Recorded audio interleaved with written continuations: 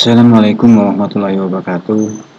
Jumpa lagi pemirsa dengan channel Mr. Mes yang insya Allah akan selalu menelusuri dan menyajikan sejarah puyang-puyang dan marga-marga yang ada di Provinsi Sumatera Selatan yang kita cintai ini.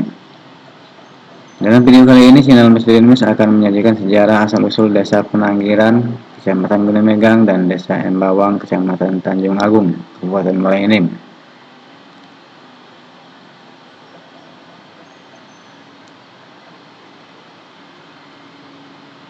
Pada tahun lebih kurang 1300 Masehi di daerah Karangdalo, Kota Pagar Alam sekarang ini, hiduplah sepasang suami istri bernama Batalani dan istrinya Siti Aminah. Batalani merupakan sesepuh Kota Karangdalo yang mempunyai ilmu kesaktian tinggi dan mempunyai perguruan bela diri. Ia sangat disegani dan dihormati di wilayah Karangdalo, dan orang tua Siti Aminah seorang ulama penyebar agama Islam di daerah Pagar Alam.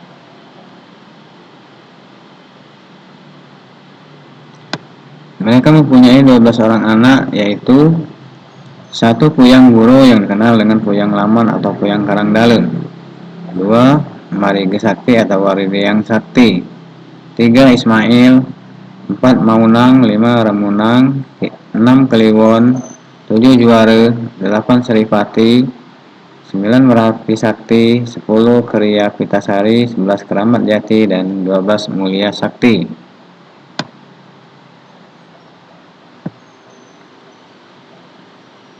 Pada masa itu ilmu kesaktian menjadi simbol kehormatan di masyarakat.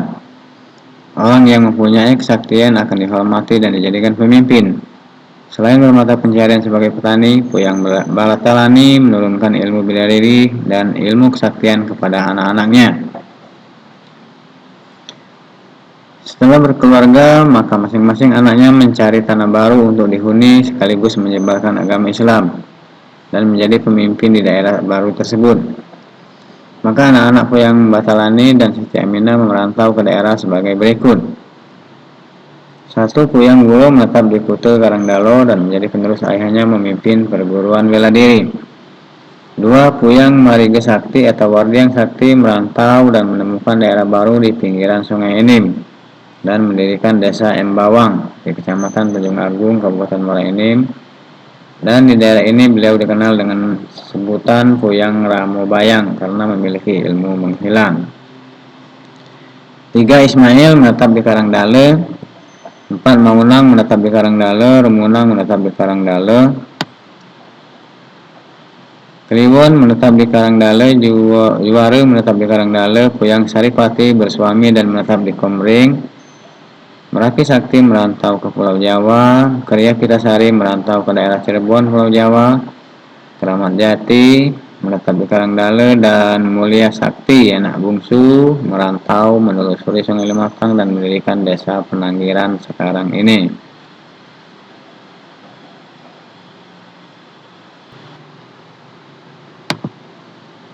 Asal-usul Desa Embawang, Kecamatan Tanjung Agung, Kabupaten Muara Enim. Puyang Marige Sakti setelah menikah dan mempunyai anak bernama Jakar memutuskan untuk merantau mencari tanah baru. Ia menuju sebuah air terjun sekarang yang disebut Lematang Indah. Namun di sana sudah ada kute dan pemimpinnya. Mereka dipersilakan menginap dan keesokan harinya mereka meneruskan perjalanan menelusuri Sungai Lematang. Maka tibalah mereka di Bukit Jempol. Mereka terpesona akan keindahan bukit itu. Kemudian mereka memutuskan untuk bermalam di sana. Puyang Marige Sakti segera bersemedi untuk menemui penguasa bukit tersebut. Setelah lama bersemedi, maka batinnya kontak dengan seorang pertapa sakti yang sudah lama bersemedi dan berdiam di bukit tersebut. Puyang Marige Sakti segera menyapa dan memohon maaf atas kedatangannya bersama istri dan anaknya. Ia bermaksud bermalam di sana dan memohon untuk dilindungi, jangan diganggu. Pertapa itu tertegun menyaksikan seorang pemuda yang ia tahu berilmu kesaktian tinggi tetapi tetap sopan santun dan punya tata krama.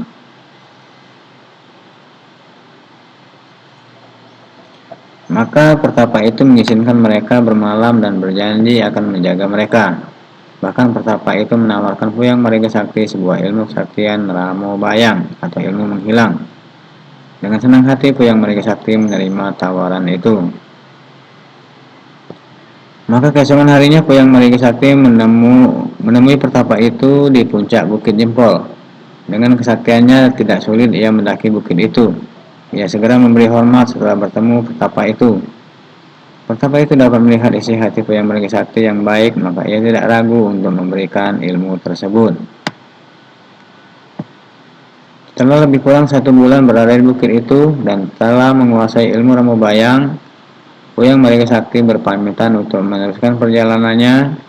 Maka ia disarankan oleh gurunya itu untuk menuju matahari terbit yang saat itu nampak jelas dari atas bukit tersebut. Puyang Marigi Sakti segera melanjutkan perjalanan mengikuti petunjuk gurunya. Ia berjalan ke arah matahari terbit. Hutan, bukit, lembah dilalui sampailah mereka di sebuah sungai yang airnya deras dan jernih. Dan ikannya sangat banyak terlihat jelas di dalam air menari-nari seolah menyambut kedatangan mereka. Puyang Marigi Sakti atau Wardiang Sakti memutuskan untuk menetap di daerah itu. Maka mulailah ia membuat rumah bertiang kayu dan mulai menanam padi yang bibitnya mereka bawa dari Karangdalo.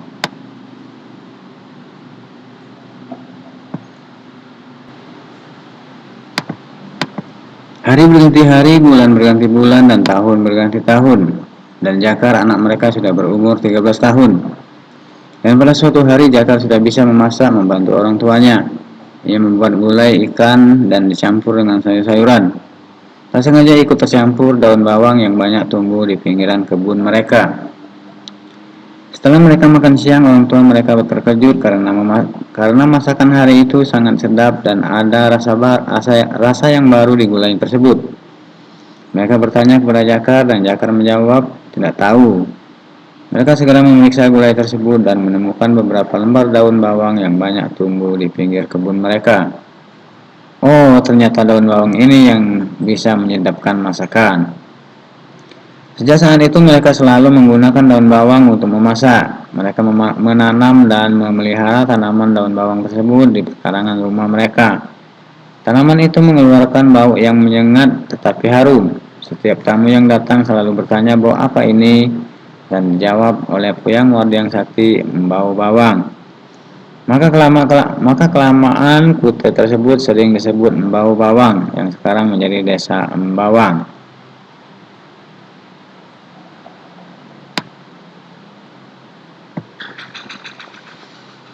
Pada tahun itu juga Puyang Marigi Sakti bertemu dengan seorang ulama penyebar agama Islam di Kute Pandandulang yang bergelar Elang Pasir.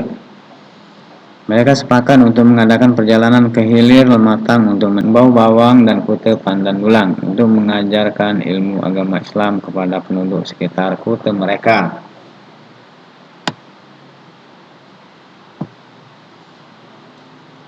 Semua masyarakat patuh dan tertib, aman tentram, makanan berlimpah ruah, masyarakat hidup makmur dan sejahtera. Hal ini mengundang gerombolan perampok menyerbu Kute Embau Bawang untuk mencari hasil bumi. Puyang Marigi Sakti sendirian menghadang gerombolan perampok tersebut. Puyang Marigi Sakti dengan ilmu kesaktian bisa menghilang atau Ramo Bayangnya membuat kelang kabut para perampok tersebut. Karena ia bisa menghilang dan muncul di mana saja langsung menyerang.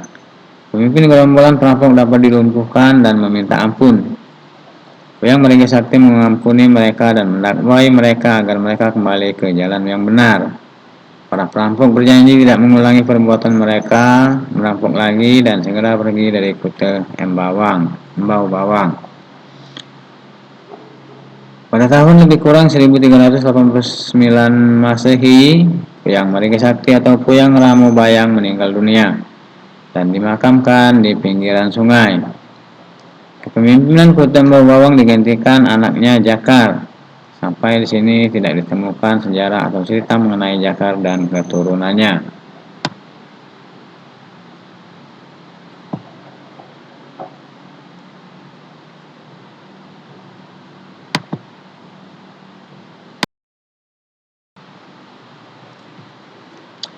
Sejarah Desa Penanggiran. Pada tahun lebih kurang 1350 Masehi, Puyang Mulia Sakti menikah dengan istrinya Nur Aminah, anak seorang tokoh agama Islam di Kute Karangdalo. 2 tahun kemudian mereka berencana menyusul kakaknya Puyang Mariga Sakti. Maka mereka berpamitan dengan orang tuanya Puyang Batalani dan orang tua istrinya. Setelah mendapat restu dari orang tuanya, segera Puyang Mulya Sakti dan istrinya Nur Aminah berangkat dengan membawa bekal secukupnya. Mereka menuju air terjun yang sekarang ini disebut air terjun Lematang Indah. Setelah mereka bertanya pada sesepuh penduduk di daerah Lematang Indah tentang kakaknya, didapatlah informasi bahwa kakaknya pernah datang 10 tahun lalu dan melanjutkan perjalanan menyusuri Sungai Lematang. Setelah menelusuri Sungai Lematang sampai di Kutajati dan bertanya pada masyarakat di sana tentang kakaknya. Tapi tidak ada yang mengenal kakaknya, maka Puyang Mulya Sakti melanjutkan perjalanan ke hilir Sungai Lematang. Dan tibalah di area Bukit Jempol. Dari jauh sudah terlihat keindahan puncaknya yang berbentuk jempol tangan. Puyang Mulya Sakti terpesona dan berhenti. Ia menambatkan rakitnya, "Bukit itu begitu indah, mungkin kakakku ada di sana," perasaan batinnya mengira. Mereka segera mendekati bukit tersebut, yang ternyata di kaki bukit itu sudah ada kute atau pemukiman penduduk. Mereka bertanya tentang kakaknya Puyang Mariga Sakti. Oleh penduduk mereka dihadapkan pada pemimpin mereka, seorang petapa yang sakti. Puyang Mulya Sakti segera memberi salam serta memperkenalkan diri dan menceritakan maksud kedatangannya. Petapa itu manggut-manggut sambil tersenyum. Ia bercerita bahwa kakaknya Puyang Mariga Sakti 20 tahun yang lalu pernah menjadi muridnya, dan ia menyarankan kepadanya untuk mencari tanah baru ke arah matahari terbit. Esok hari, setelah terbit fajar, kalian berangkatlah ke arah matahari terbit tersebut. Puyang Mulya Sakti dan istrinya bermalam di kute itu. Keesokan harinya setelah matahari terbit, mereka segera melanjutkan perjalanan dengan mengerahkan tenaga dalam dan kesaktian. Mereka berlari sambil mengawasi sekitarnya. Setelah 1 hari perjalanan, menjelang malam mereka tidur di atas pohon yang besar. Setelah fajar menyingsing, mereka melanjutkan perjalanan dengan berlari mengerahkan tenaga dalam. Namun menjelang malam kembali, mereka kembali tidur di atas pohon kayu yang besar. Terus keesokan harinya Puyang Mulya Sakti sudah putus asa karena sudah 2 hari perjalanan mereka tidak menemukan satupun pemukiman penduduk. Hanya hutan belantara yang mereka lalui. Di tengah keputusasaan tersebut, tiba-tiba dari kejauhan terlihat kepulan asap yang menandakan di situ ada pemukiman. Puyang Mulya Sakti kembali bersemangat, mungkin itu pemukiman Kakang Mariga Sakti. Ia segera mengajak istrinya untuk melanjutkan perjalanan.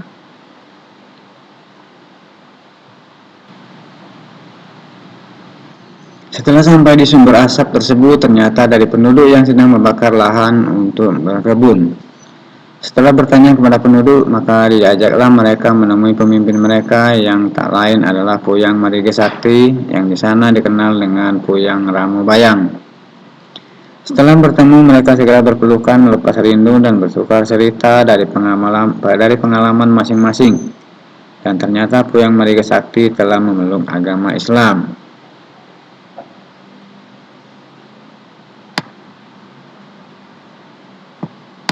Setelah 1 bulan mereka tinggal di kute Embau Bawang, Puyang Mulya Sakti mengutarakan maksudnya untuk mencari tanah baru.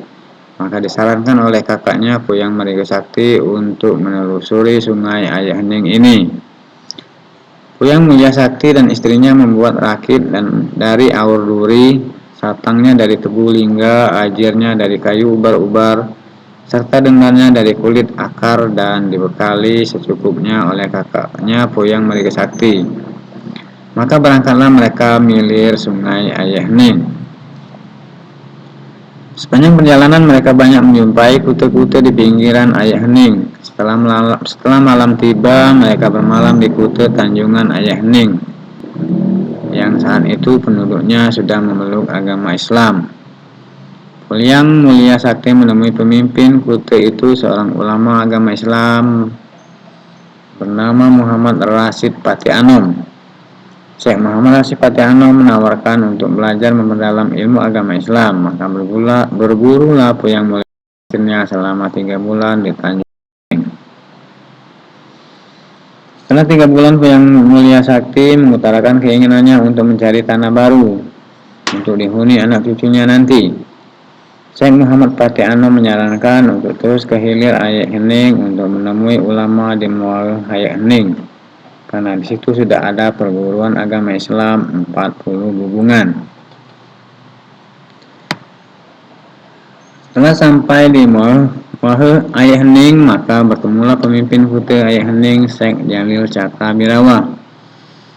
Maka bergurulah Puyang Mulia Sakti dan istrinya selama lebih kurang 1 tahun memperdalam ilmu agama Islam. Setelah dirasa cukup ilmu agamanya, maka Puyang Mulia Sakti diperintahkan mencari tanah baru mengikuti aliran Sungai Lematang. Jika ada ikan yang melompat ke bakul beras saat mencuci beras di sungai, disitulah tempat yang cocok untuk dihuni. Maka berangkatlah mereka menyusuri Sungai Lematang. Jika waktunya makan, istrinya segera membasuh beras di sungai dan memasak. Namun tidak ada ikan yang melompat ke bakul beras. Setelah menjelang sore, sampailah mereka di muara Sungai Tapus. Mereka segera mendaratkan perahunya dan sholat asar berjamaah. Setelah itu mereka menyiapkan perapian untuk memasak. Istrinya membasuh beras dengan bakul, dan tiba-tiba seekor ikan melompat ke bakul tersebut. Mereka sangat gembira, berarti tanah inilah mereka akan membuat pemukiman. Pada waktu mereka mandi, banyak sekali ikan-ikan dan udang-udang yang mengerumuni mereka. Atap beras yang dibuang sore kemarin terlihat tanda-tanda akan tumbuh. Sudah keluar tembaganya. Dari atas tebing Tapus, di seberang Sungai Lematang terlihat jelas hamparan rawa-rawa yang baik sekali untuk dibuat persawahan. Di tebing Tapus sebelah ulu Lubuk Pendam, mereka segera membuat rumah dari kayu dan mempunyai tiang. Kemudian mereka membuat ladang untuk bertani dan menanam bibit-bibit tanaman yang mereka bawa dari Karangdalo maupun dari kakaknya Puyang Marige Sakti. Puyang Mulia Sakti mempunyai 4 orang anak, yaitu 1 Memegar, 2 Kemas-Sari Pandan, 3 Malan, dan 4 Milin.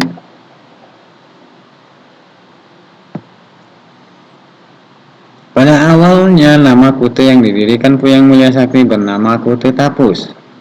Namun pada tahun-tahun 1800-an Masehi, pedagang dan kapal-kapal yang berlayar di Sungai Lematang selalu singgah dan memanggarkan perahu atau kapal mereka di Kute Tapus, istirahat dan menikmati pemandangan yang indah. Lama-kelamaan Kute Tapus lebih dikenal orang luar dengan nama tempat pemanggiran atau pemanggiran perahu atau pemanggiran, dan lama-kelamaan berubah ejaan menjadi Penanggiran.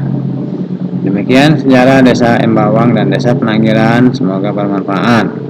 Wassalamualaikum warahmatullahi wabarakatuh.